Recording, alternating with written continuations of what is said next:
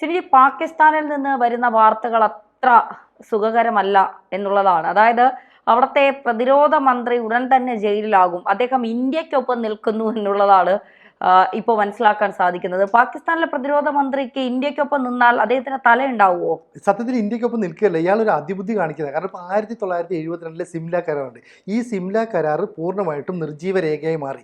ഇനി ഇതുമായി ബന്ധപ്പെട്ട ചർച്ചയൊന്നുമില്ല. ഇനി ഇന്ത്യയുമായിട്ട് യാതൊരു കാര്യങ്ങളും ആലോചിക്കുന്നില്ല.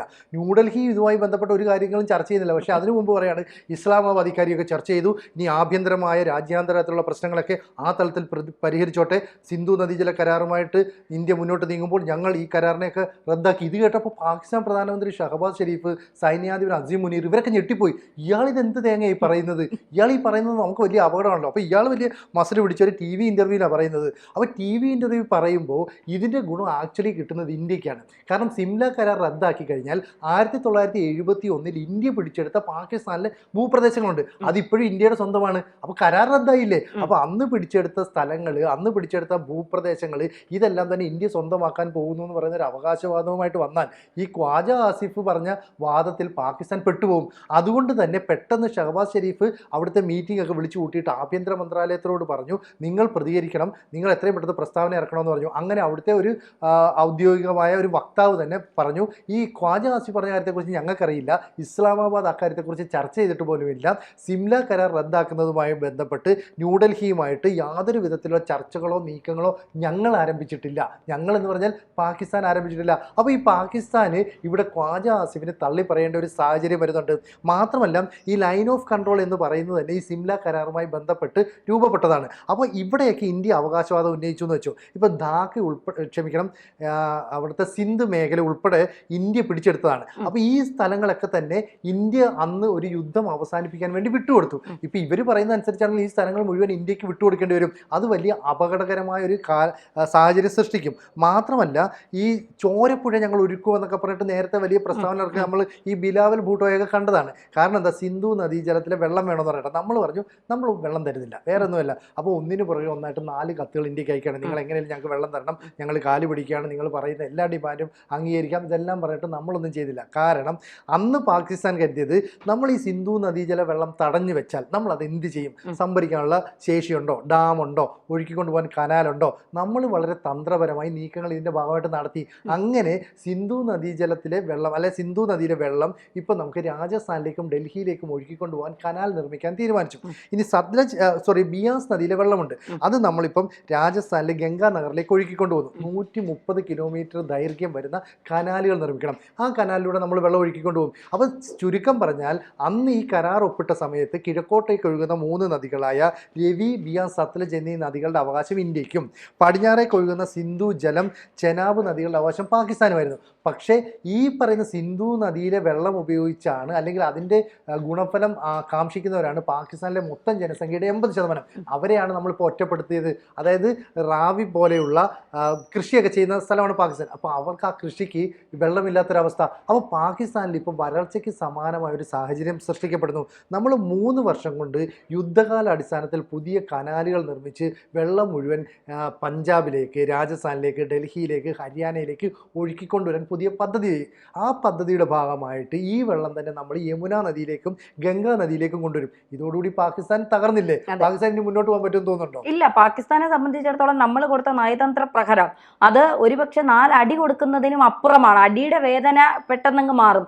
പക്ഷേ ഈ കിട്ടുന്ന പ്രഹരം ജീവിതകാലം മുഴുവൻ വെച്ച് താങ്ങേണ്ട ഒരു അവസ്ഥയാണ്. കാരണം അവിടെ നമ്മൾ തന്നെ പറഞ്ഞതാണ്, ഒരു ആഴ്ച മുൻപ് ഒരു ആഭ്യന്തരമന്ത്രിയുടെ വീട് കത്തിച്ചു, ജലമില്ലാത്തതിന് ആളുകൾ. മാത്രമല്ല ജനങ്ങൾ അവിടെ ആഭ്യന്തര കലാപം തുടങ്ങി, വെള്ളമില്ലാത്തതിൻ്റെ കാര്യം. കാരണം പാകിസ്ഥാനാണ് അവർ കുറ്റം പറയുന്നത്. നിങ്ങൾ ഈ ഭീകരവാദം അവസാനിപ്പിക്കൂ, ഇന്ത്യയിൽ നിന്ന് ഞങ്ങൾക്ക് വെള്ളം വാങ്ങിത്തരൂ എന്നാണ് പാക് ജനത പാകിസ്ഥാനോട് തന്നെ പറയുന്നത്. അപ്പോൾ പാകിസ്ഥാൻ വല്ലാത്തൊരു പ്രതിസന്ധിയിലാണ്. 4 കത്തയച്ചപ്പോൾ ഇന്ത്യ അതിലൊരു മൈൻഡും ചെയ്യുന്നില്ല. ഇന്ത്യ അത് വിദേശകാര്യ മന്ത്രാലയത്തിന് അയച്ചു, നിങ്ങൾ എന്താണെന്ന് വെച്ചാൽ തീരുമാനം പറഞ്ഞോളൂ. സർവകക്ഷി യോഗവുമായി ഇന്ത്യ പോയപ്പോഴും പാകിസ്ഥാൻ UN അടക്കം പറയുന്നത് ഞങ്ങൾക്ക് വെള്ളമാണ് വേണ്ടത്, അതിനെക്കുറിച്ചൊരു സംസാരം നിങ്ങളുടെ ഭാഗത്തുനിന്ന് ഉണ്ടാകുന്നില്ല എന്ന് പറഞ്ഞപ്പോഴും ഇന്ത്യ പറയുന്നത് ഞങ്ങൾ ചോദിച്ച ഭീകരരെ നിങ്ങൾ ഇന്ത്യക്ക് വിട്ടുതരൂ, മാത്രമല്ല ഭീകരവാദം പൂർണ്ണമായി നിർത്തിയെന്ന് ഞങ്ങൾക്ക് ബോധ്യപ്പെടണം. ഇതൊക്കെ കഴിയുമ്പോൾ ഞങ്ങൾ നിങ്ങൾക്ക് വെള്ളം തരും. ഞങ്ങളുടെ വെള്ളം കൊണ്ട് ഞങ്ങൾ ഇന്ത്യ മുങ്ങാനൊന്നും പോകുന്നില്ല, ഇന്ത്യ മുങ്ങി താഴാനും പോകുന്നില്ല. പക്ഷേ ഇതിന്റെ പ്രഹരം ഏറ്റവും കൂടുതൽ ഏൽക്കുന്നത് നിങ്ങൾക്ക് തന്നെയായിരിക്കും. അവിടെ ആഭ്യന്തര കലഹമുണ്ടാകും, ജനങ്ങൾ തെരുവിലിറങ്ങും, പ്രതിഷേധിക്കും, വലിയ രീതിയിലുള്ള തമ്മിലടികൾ നടക്കും. അത് നിങ്ങൾക്ക് തന്നെയാണ് പ്രശ്നമുണ്ടാക്കുന്നത്. ഇപ്പോഴാണ് പാകിസ്ഥാൻ അത് മനസ്സിലാവുന്നത്. അതിനിടയ്ക്കാണ് പാക് പ്രതിരോധ മന്ത്രി തന്നെ പറയുന്നത് സിംല കരാർ ഞങ്ങൾ റദ്ദാക്കുന്നു. അന്ന് പ്രധാനമന്ത്രി ജവഹർലാൽ നെഹ്റുവും സുൽഫിക്കർ അലി ഭൂട്ടോയും തമ്മിൽ എഴുതിയ കരാറുകൾ രണ്ടും ഇല്ലാതാകുന്നു. ഇനി ഇന്ത്യ വിട്ടുതന്ന ഭൂമികൾ ഇന്ത്യക്ക് തന്നെ തിരിച്ചെടുക്കാൻ ഞങ്ങൾക്കത് വേണ്ട എന്നുള്ള തരത്തിലുള്ള പ്രസ്താവനകൾ ഇറക്കുന്നു. ഇത് കേട്ട് ഷഹബാസ് ഷെരീഫ്, അസീം മുനീറും ഞെട്ടി. കാരണം ഇന്ത്യ കൊടുത്ത അടിയെക്കാട്ടിലും ഇരട്ടി അടിയാണ് കോജ തന്നെ സ്വന്തം രാജ്യത്തിരുന്ന് ഷഹബാസ് ഷെരീഫിന്, അസീം മുനീറിനും കൊടുത്തുകൊണ്ടിരിക്കുന്നത്. തീർച്ചയായിട്ടും കോജയെ പിടിച്ച് ജയിലിലിടുമെന്നുള്ള കാര്യത്തിൽ ഒരു സംശയവും വേണ്ട. ഇപ്പൊ എന്താ പ്രശ്നം എന്ന് പറഞ്ഞാൽ ഈ പറയുന്ന പാകിസ്ഥാനിന്റെ കുറെ ഭൂപ്രദേശങ്ങളുണ്ട്. ഈ ഭൂപ്രദേശങ്ങൾ ഇന്ത്യയുടെ കൈവശത്തേക്ക് വരാനുള്ള സാധ്യതയാണ് ഖ്വാജ ആസിഫിന്റെ മണ്ടത്തരത്തിലൂടെ ഇപ്പോൾ ഉണ്ടായിരിക്കുന്നത്. ഇതിനപ്പുറത്തേക്ക് ഇന്ത്യയുമായിട്ട് പ്രശ്നം പരിഹരിച്ചു പോകണമെന്നുള്ളത് പാകിസ്ഥാന്റെ ആവശ്യമാണ്. ഇവിടെ വന്നിച്ച് ബിലാവൽ ഭൂട്ടോ വന്നിച്ച് പറഞ്ഞു ഞങ്ങൾക്ക് വെള്ളം തന്നില്ലെങ്കിൽ ഞങ്ങൾ അതിലൂടെ രക്തമൊഴുക്കും. പ്രധാനമന്ത്രി ഷഹബാസ് ഷെരീഫ് വന്നിച്ച് പറയുന്നു ഞങ്ങൾക്ക്, അതായത് പാകിസ്ഥാൻ ജനതയ്ക്ക് സിന്ധു നദിയിലെ ഓരോ തുള്ളി വെള്ളത്തിനും അവകാശമുണ്ട്. ഇതെല്ലാം പറഞ്ഞ് പ്രകോപനം സൃഷ്ടിക്കുന്നു. എന്തിനാണെന്ന് പറഞ്ഞാൽ പാകിസ്ഥാനിലെ ജനങ്ങൾ മതഭീകരതയെ, മത തീവ്രവാദത്തെ നെഞ്ചേറ്റുന്നവരാണ്. അവരെ സംബന്ധിച്ചിടത്തോളം ഇന്ത്യക്കെതിരെ പ്രകോപനപരമായ പ്രസ്താവനകൾ നടത്തിയാൽ മാത്രമേ ഭരണകൂടത്തിന് പിടിച്ചു നിൽക്കാൻ കഴിയുള്ളൂ.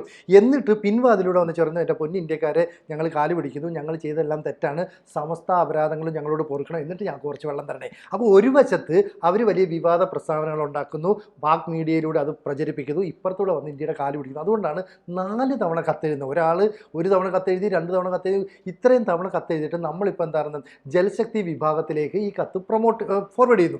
അവർ തീരുമാനം എടുക്കട്ടെ, ഇന്ത്യ ഭരണകൂടം തീരുമാനം എടുക്കട്ടെ, ഞങ്ങൾക്ക് പ്രശ്നമില്ല. പക്ഷേ സിന്ധു നദിയിലെ ജലം എങ്ങോട്ടൊക്കെ മാറ്റണം എന്നത് സംബന്ധിച്ച് ഞങ്ങൾ കൃത്യമായി പ്ലാൻ ചെയ്യുന്നുണ്ട്. കനാലിൻ്റെ നിർമ്മാണം ആരംഭിച്ചിട്ടുണ്ട്. യമുനയിലേക്കും ഗംഗയിലേക്കും ഉൾപ്പെടെ വെള്ളം കൊണ്ടുപോകുമെന്ന് പറഞ്ഞാൽ പാകിസ്ഥാന് ഭാവിയിൽ പോലും വെള്ളം കിട്ടാൻ കഴിയാത്ത ഒരു സാഹചര്യം ഉണ്ടാകും. മാത്രമല്ല ഈ ഷഹബാസ് ഷെരീഫും അസീം മുനീറും കൂടെ ആലോചിക്കുമ്പോൾ അവർക്ക് മനസ്സിലാകുന്ന ഒരു കാര്യം, ഖ്വാജ ആസിഫ് എന്ന് പറയുന്ന അവിടുത്തെ പ്രതിരോധ മന്ത്രി രാജ്യത്ത് തന്നെ ബാധ്യതയായി മാറുകയാണ്. നേരത്തെ ഇയാൾ തന്നെ പറഞ്ഞിരുന്നു 3 പതിറ്റാണ്ട് കാലം ഞങ്ങൾ ഭീകരവാദത്തെ, തീവ്രവാദത്തെ പാലൂട്ടി വളർത്തിയവരാണ്, അതുകൊണ്ട് തന്നെ ഞങ്ങളുടെ രാജ്യം വളരെയധികം മുരടിച്ചു പോയിട്ടുണ്ട്. ഇത്തരം കാര്യങ്ങൾ തുറന്നു പറയുന്നത് പാകിസ്ഥാനിലെ ജനങ്ങളും അത്ഭുതത്തോടെയാണ് കേട്ടത്. തുറന്ന് സംഭവിക്കുകയാണ്. അപ്പോൾ ഇങ്ങനെ ഒരു പ്രതിരോധ മന്ത്രി എന്തിനാണ്? അപ്പം ഈ പറയുന്ന സിംല കരാർ റദ്ദാക്കി ഇതിനി പ്രസക്തിയില്ല, ഒരു ചത്ത കുതിരയെ പോലെയാണെന്നൊക്കെ പറഞ്ഞു വെക്കുന്നതിലൂടെ പാകിസ്ഥാൻ ജനങ്ങളുടെ വിരോധം ഇയാൾ സമ്പാദിച്ചു. അപ്പോൾ പാകിസ്ഥാനിലെ പാർലമെൻറ്റ് അംഗങ്ങൾ പ്രധാനമന്ത്രിയോട് ചോദിക്കുന്നു എന്തിനാണ് ഇങ്ങനെ ഒരു പ്രതിരോധ മന്ത്രിയെ നമ്മൾ ചുമക്കുന്നത്? അപ്പോൾ ഇന്ത്യയുമായിട്ടുള്ള ചർച്ചയ്ക്ക് ഗുണകരമാകുന്ന ഒരു സാഹചര്യം എന്ന് പറയാൻ പ്രതിരോധ മന്ത്രിയെ പിടിച്ച് ജയിലിടുക. കാരണം ഇയാൾ ശല്യമാണല്ലോ. അപ്പോൾ പാകിസ്ഥാനെ സംബന്ധിച്ചിടത്തോളം ഒരു പ്രതിരോധ മന്ത്രിയോ ഒരു പ്രധാനമന്ത്രിയോ ഒക്കെ പിടിച്ച് ജയിലിടുക എന്ന് പറയുന്നത് അവിടുത്തെ ഒരു റുട്ടീൻ സംഭവമായിട്ട് മാത്രമേ ഉള്ളൂ. അതുകൊണ്ട് തന്നെ ഇവർക്ക് എന്ത് വേണമെങ്കിലും നടപടി സ്വീകരിക്കാമല്ലോ. ഇപ്പം അതിർത്തിയിലെ ഭീകരവാദത്തെ പിന്തുണയ്ക്കുന്ന നിലപാടിൽ നിന്ന് എപ്പോൾ പാകിസ്ഥാൻ പിന്മാറുന്നോ അപ്പോൾ മാത്രമേ നമ്മൾ അവരുമായി ചർച്ചയ്ക്കുള്ളൂ എന്ന് നേരത്തെ മുതൽ പറഞ്ഞാണ്. അപ്പോൾ ഈ സിന്ധു നദീജല കരാറിലും നമ്മൾ നിലപാട് മാറ്റണമെങ്കിൽ പാകിസ്ഥാൻ ആദ്യം സ്വന്തം നിലപാട് മാറ്റണം. ഈ ഒന്നുകിൽ അവർക്ക് ഖ്വാജ ആസിഫിനെ പിടിച്ച് ജയിലിടേണ്ടി വരും. അങ്ങനെ ഒരു നീക്കം നടത്തിക്കൂടായുണ്ടോ? ഇല്ല, പാകിസ്ഥാനെ സംബന്ധിച്ച് അതൊരു പ്രശ്നമേ ഇല്ല. നാളെ ഷഹബാസ് ഷെരീഫ് ജയിലിൽ പോകേണ്ട ആളാണ്. കാരണം ഇമ്രാൻഖാൻ ഓൾറെഡി 14 വർഷത്തേക്ക് ജയിലിലാണ്. അദ്ദേഹത്തിന്റെ ഭാര്യ കരുതൽ തടങ്കലിലാണ്. അസീം മുനീറിന്റെ പല കാര്യങ്ങൾക്കും വഴങ്ങാത്തതിന്റെ പേരിൽ അവരെ പിടിച്ച് കരുതൽ തടങ്കലിൽ ഇട്ടേക്കുന്നു. ഇതൊക്കെ നമ്മൾ എവിടെയെങ്കിലും കേട്ടിട്ടുണ്ട്? നമ്മുടെ രാജ്യത്തൊക്കെ പ്രധാനമന്ത്രി, മുൻ പ്രധാനമന്ത്രി എന്നൊക്കെ പറഞ്ഞാൽ അത്രത്തോളം സുരക്ഷിതത്വവും അത്രത്തോളം ബഹുമാനവും ആദരവും ഒക്കെ നൽകുന്നതാണ്. പാകിസ്ഥാനിൽ പ്രധാനമന്ത്രിയെ പിടിച്ച് ജയിലിലിടുന്നു, ഭാര്യയെ പല കാര്യങ്ങൾക്കും വഴങ്ങാത്തതിന് കരുതൽ തടങ്കിൽ വയ്ക്കുന്നു. അടുത്ത നറുക്ക് വേണ്ടിയിരിക്കുന്ന ഷഹബാസ് ഷെരീഫിനാണ്. കാരണം അസീം മുനീറിന്റെ പ്രധാനമന്ത്രിയാകണം. അതുകൊണ്ട് ഒരു സംശയവും വേണ്ട, ഖ്വാജ ജയിലിലേക്ക് തന്നെയാണ്. ഖ്വാജയുടെ കാര്യത്തിൽ ഒരു തീരുമാനം ഉണ്ടാവും, ഉറപ്പാണത്.